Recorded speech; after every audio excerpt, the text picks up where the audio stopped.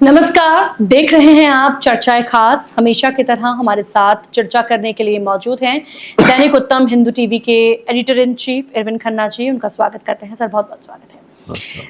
आज बात करेंगे सबसे पहले कनाडा और भारत के बीच बढ़ी हुई तल्खी की। Sir, Canadian PM Justin Trudeau ने जिस तरह से खालिस्तानी हरदीप सिंह निज्जर की हत्या के पीछे भारतीय एजेंसियों के हाथ होने का खदशा जाहिर किया, उसके बाद ये विवाद सारा खड़ा हुआ है, सारे जानते हैं। कनाडा की ओर से भारतीय राजनयिक को निष्कासित कर दिया गया। जवाब में भारत ने भी कैनेडियन राजनयिक को निष्कासित कर दिया, देश छोड़ने का आदेश दे दिया गया। कनाडा की ओर से ट्रेड मिशन पर रोक लगा दी गई, तो भारत ने कनाडा के लोगों को वीजा देने पर अस्थायी रूप से ब्रेक लगा दिया। इसके अलावा जो लाखों लोग पंजाब में रहते हैं, उनके बच्चे कनाडा में पढ़ते हैं।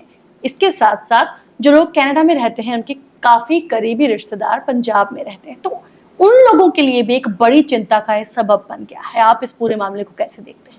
देखो, इससे जो निज्जर की हत्या की बात है, इसको थोड़ा पीछे जाए। पिछले साल 2022 में रिपुदमन मलिक की हत्या हुई थी।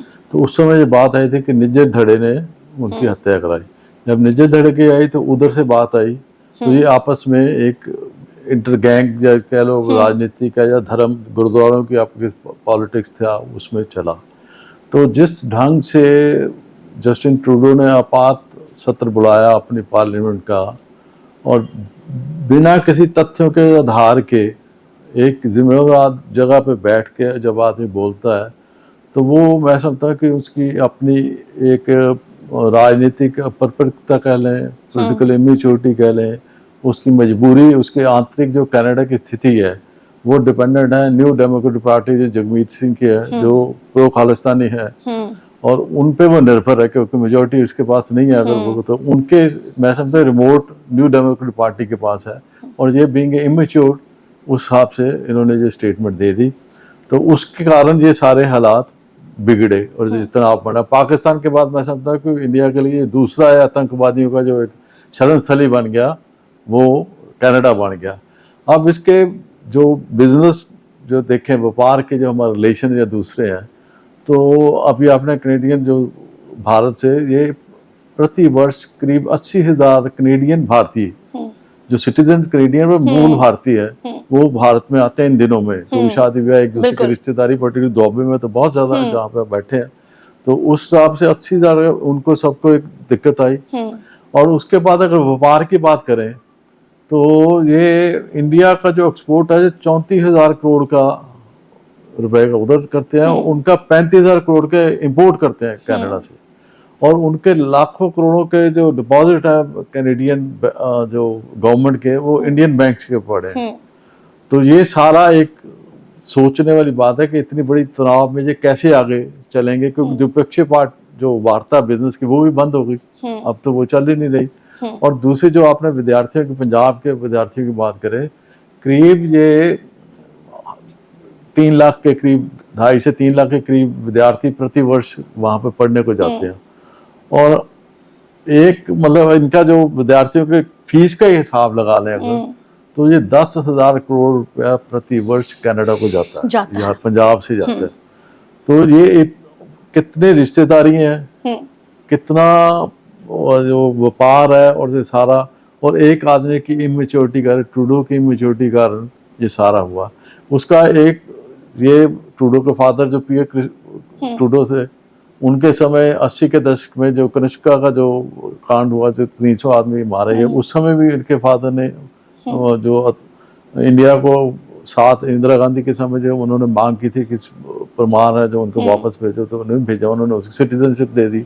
इसी तरह निज्जर को सिटीजन जो नजायज अवैध कागजों के साथ गए, उनको उन्होंने जो भारत ने सूची दी, लिस्ट दी पिछले 10 सालों में, और ये भी बताया कि ये यहाँ पे कांड करके अवैध कागजों के हिसाब से गए, नाम बदल कर गए हैं, तो उनको भी उन्होंने सिटीजन दे दी।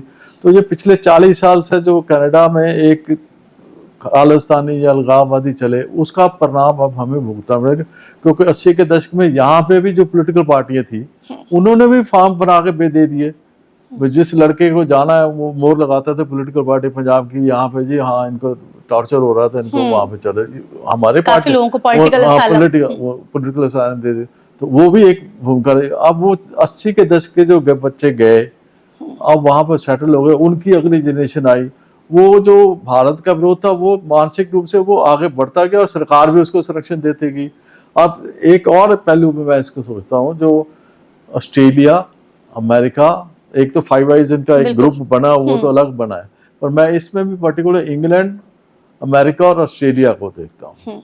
वो उसके पांचवा इनका न्यूजीलैंड है, पर मेरे को लगता है कि ये तीन जो है, अमेरिका, ऑस्ट्रेलिया और इंग्लैंड, इनका भी एक प्रेशर, इन्होंने ट्रूडो की मैच्योरिटी का लाभ लिया है, उसको आगे चेहरा बना के भारत पर, क्योंकि G20 का जो शिखर सम्मेलन हुआ उसमें इनको भी आंखें खोले कि भारत कहाँ बढ़ रहा था, भारत पे दबाव रखने के लिए उन्होंने ट्रूडो को इस एंगल से किया, जबकि अमेरिका ने खुद अफगानिस्तान में हमले किए, पाकिस्तान में हमले किए, और जहां भी कंट्री का वो खुद दादादारी करता है कि यहाँ पे अलगाववादी है जी, हमने ह्यूमन राइट्स किए, तो इजराइल ने किए, तो वहां पे तो बोले नहीं। इवन अगर कनाडा में अमेरिका का बेस पन्नू जो है, वो इंडिया हिंदू जो वहां पे उनको कह रहे कि कनाडा छोड़ दो, तो उस पर भी साइलेंट है ट्रूडो। अमेरिका भी साइलेंट, अमेरिका भी तो साइलेंट है ना, कौन बोल रहा है? अमेरिका ने पन्नू को बोला कोई?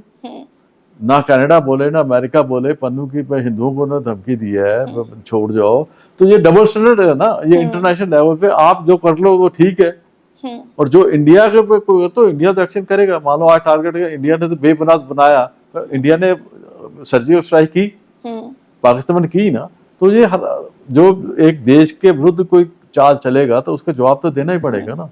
तो इस हिसाब से ये एक, बाकी ये चाहिए पंजाब में पर्टिकुलर, क्योंकि इतने लाखों लोगों के घरों आदमी गए हुए वहाँ में, हज़ारों की तादाद में आते हैं जाते हैं, और मैं इंडिया के बाद सबसे ज़्यादा जो सिख कम्युनिटी है वो कनाडा में है, तो उनकी रिश्तेदारी और आगे के सीज़न, शादियों का सीज़न हमारे यहाँ सितंबर अक्टूबर जनवरी तक शादियाँ चलती हैं, और लोगों का काफ़ी वीज़े लगे भी हुए हैं।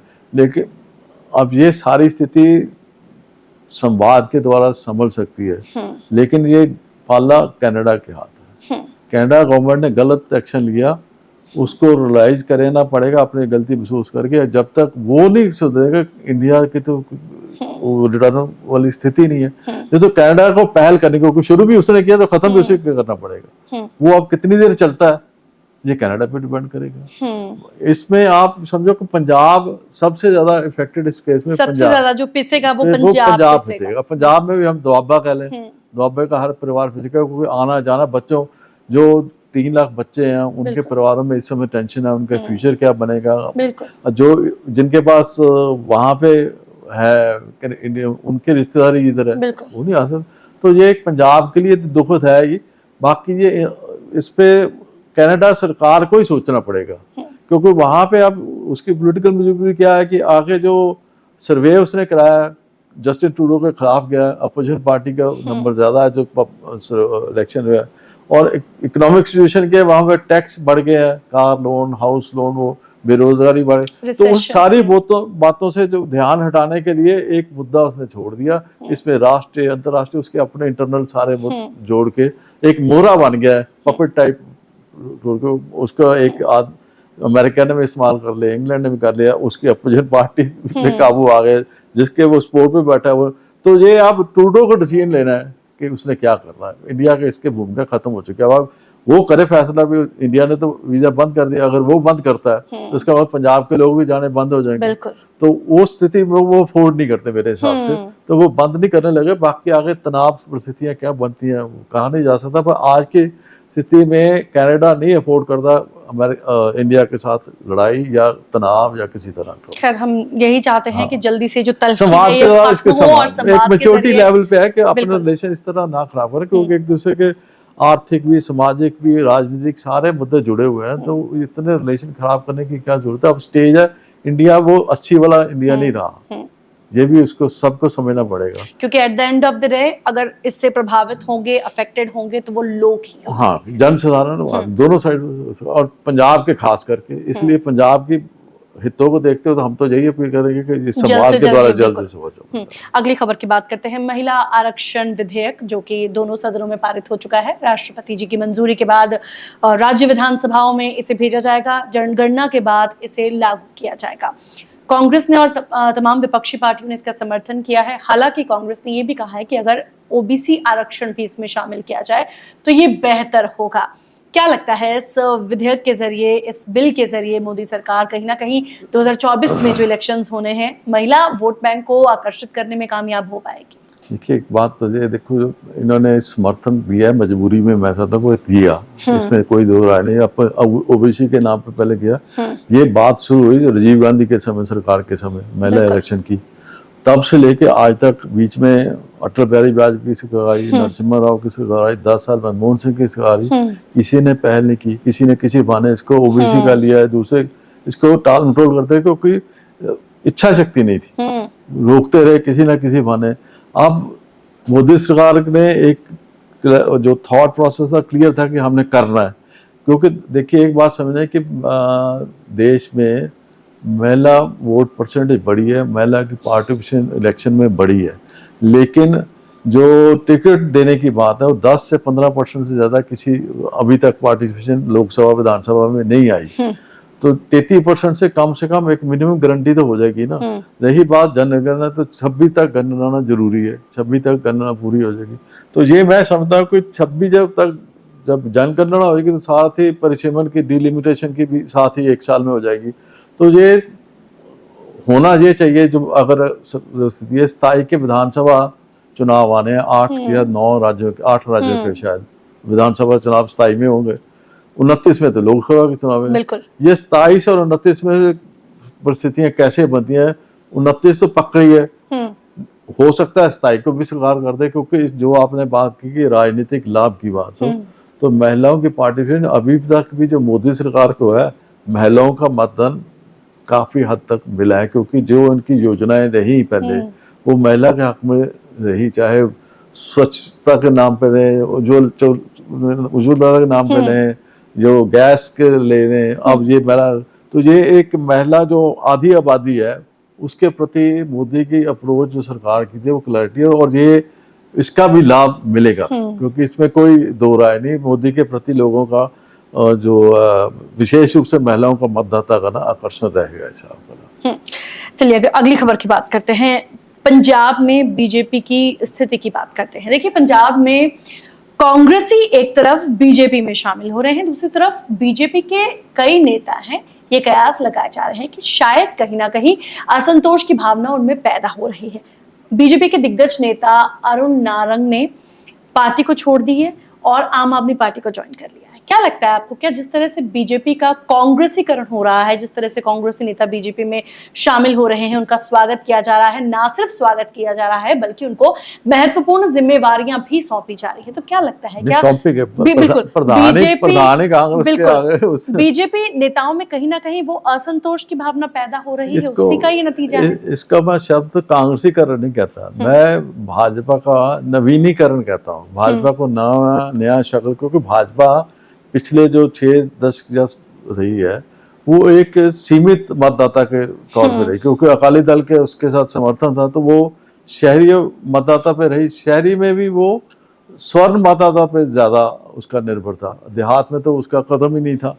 तो देहात और उसके साथ सिख मतदाताओं में, तो अब जो नई नीति आई उसमें उन्होंने पंजाबियत की भाजपा को एक व्यापारियों की या स्वर्ण हिंदुओं की पार्टी की बजाय उसको पंजाबियों की पार्टी बनाने के लिए केवल कांग्रेसी नहीं, अकाली नेता भी आए हैं, दूसरे भी आ रहे हैं, और ये दलित भी हैं, और ओबीसी, सारे उन्होंने नए चेहरे नए आए। अब जो जहाँ तक नारंग की आपने बात करी है, और ये मैं समझता हूँ कि इसमें उनको थोड़ा सा भाजपा को जिस समय उनको संभालना चाहिए था, किसान आंदोलन के समय जो उनकी दुर्गत हुई वो सिर्फ उनके अपने कारण तो हुई नहीं, कारण तो किसान आंदोलन था, मोदी का विरोध था, केंद्र सरकार का विरोध था, और उस कारण उनको जो जलालत झेलनी पड़ी, जो उस समय के तक आज तक, जब वो जलालत का समय था उस समय केंद्र सरकार ने उनको उस तरह नहीं संभाला। अश्विनी उस समय प्रधान थे पंजाब के, वो जरूर उनके पास गए, उनको संतावना दी जो लोकल लीडर, पर सेंटर से उनको कोई जो केंद्र का नेता था या केंद्र जो भाजपा था, संगठन था, उसने उतनी अहमियत उस बात को नहीं दी। नहीं। और उसके बाद जब नवीनीकरण हुआ तो जाखड़ परिवार जिसके साथ अरुण बिल्कुल। राजनीतिक था, मतभेद भी था, आमने सामने खड़े भी होते थे, उन्होंने हराया भी था, अब उनके भतीजे ने उनको हराया इस बार। तो ये एक असंतोष तो था ही था। साथ में जब ये आ गई तो उनको लगा कि अब मेरा इस पार्टी में फ्यूचर ही खत्म हो गया मेरा। तो अब जब ये जाखड़ प्रधान बन गए तो मैं तो इनके साथ लड़ता रहा हूँ, तो अब मेरा फ्यूचर क्या होगा, इनके पास मैं कैसे जा सकता हूँ। तो आम आदमी पार्टी ने इस स्थिति का लाभ उठाया, क्योंकि उस एरिया में जो नारंग है, अरोड़ा परिवार काफी है, और इसी का उनको एडवांटेज भी मिलता रहा, बीजेपी को मिल रहा, और वो जीतने में उनका एक मेजर कारण था कि वो एक बरादरी, अरोड़ा बरादरी है उनको। तो आम आदमी पार्टी को इस स्थिति का लाभ मिला, उन्होंने ले लिया। तो ये एक समझे परिस्थितियों का, सामाजिक भी राजनीतिक भी परिस्थितियों के अनुसार उनका एक ऐसे इंसान जो पार्टी से जुड़ा रहा पर उसको उतना वेटेज नहीं दे सकी। तो इधर नवीनीकरण चल रहा था, तो इधर कांग्रेस के लोग आ भी रहे हैं, अकालियों के भी आ रहे हैं और दूसरे भी आ रहे हैं सारे। तो ये मैं समझता हालात की एक उपज ही है जो उनका डिसीजन था, क्योंकि उन्हें एक जो राजनीतिक है उन्हें अपना भविष्य देखना होता है। उसको भविष्य लगा कि भाजपा में मेरा भविष्य नहीं रह सकता, तो उनके पास विकल्प एक या कांग्रेस थी या आम आदमी पार्टी। तो कांग्रेस से उनको आम आदमी पार्टी बेहतर लगी, उधर चले गए। तो ये एक राजनीतिक निर्णय है। चुनावों में वक्त है, उससे पहले बहुत सारी ऐसी खबरें आएंगी, बहुत सारे चेहरे इधर से उधर जाएंगे, क्योंकि सत्ता में इस समय आम आदमी पार्टी है तो सत्ता की तरफ ही जाएगा ना। कांग्रेस का जाने का कोई लाभ नहीं है इस समय। अगर लाभ जाना ही है तो आम आदमी पार्टी में जाना, जब सत्ता में है, जो कुछ उसको बिल्कुल मिल सकता है, लाभ, उसका व्यक्तित्व मतलब उसका एक पहचान दोबारा बन सकती है राजनीति में, इस हिसाब से वो चले गए। तो ठीक है। चलिए अगली खबर की बात करते हैं।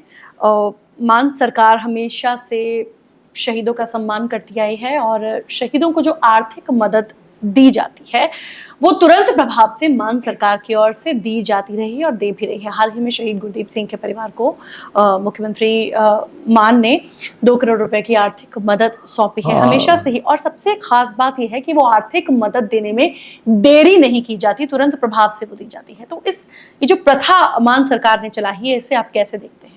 देखिए, ये प्रथा चली तो दिल्ली सरकार से, केजरीवाल सरकार, उन्होंने शुरू किया। अभी उन्होंने 2-4 दिन पहले कोविड के जो समय में हुए हैं उनको भी करोड़ रुपया दिया है। जो बात आपने कही है, इसमें समय सीमा जो है ना वो सबसे महत्वपूर्ण है, क्योंकि एक परिवार का जब आदमी बिछड़ता है उसके पास जो उस पर एक हालात घर के, क्योंकि ये एक सहायता के रूप में राशि दी जा रही है, और वो जो एक कमी परिवार में आती है उसको तो पूरा कर नहीं सकता इंसान। तो सिर्फ ये होता है कि एक समय सीमा के बीच में जब आप उसको राहत राशि दे देते हैं तो वो उसका एक थोड़ी सी सुरक्षा की भावना पैदा होती है, और अपने बच्चों को भविष्य को लेकर, अपने भविष्य को लेकर उसमें थोड़ी सी एक हिम्मत बनती है।